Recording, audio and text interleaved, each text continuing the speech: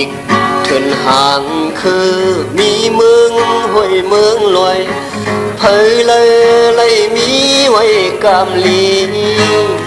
เสหงตุกเศร้าหมอกเนลูซอยหมอกเนลูนำกัดเอ้ย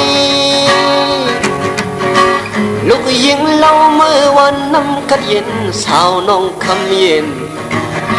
สั่งเป็นเตียงคำซ้ำตีหำหางไว้โกนลุ่มลาสุกสีโกนปอดโกนอูสู่น้องคำเย็นเอ่ย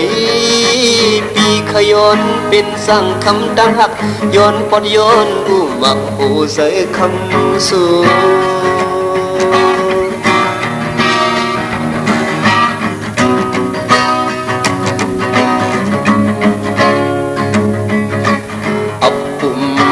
สู่เป็นปึ้นกึก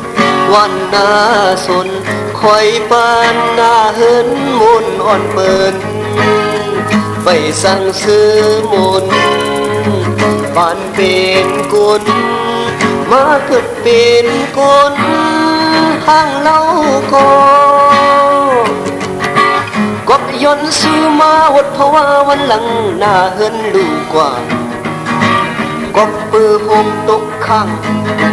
ไล่หามหางไว้โกนตุกย้อนรักษาความหักความหอมสู่น้องคำเย็นเอ่ยปีขยอนเป็นสั่งคำตั้งหักย้อนปอดย้อนอู้มักหูใส่คำสู่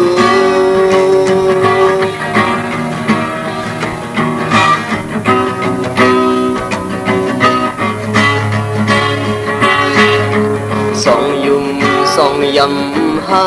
เฮาตุกลัดตุกสาสัตนาเคยย้อนสู่เกิดเป็นเมาโปเลี้ยงหมอหอกามาตั้งตุ่มไม่เมืองไต้เส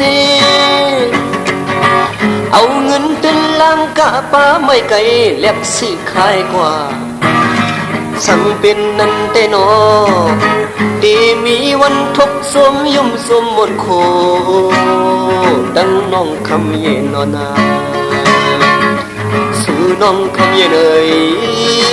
ปีขยอนเป็นสั่งคำดังหักย้อนปอดย้อนอู้มักโหใส่คำสู่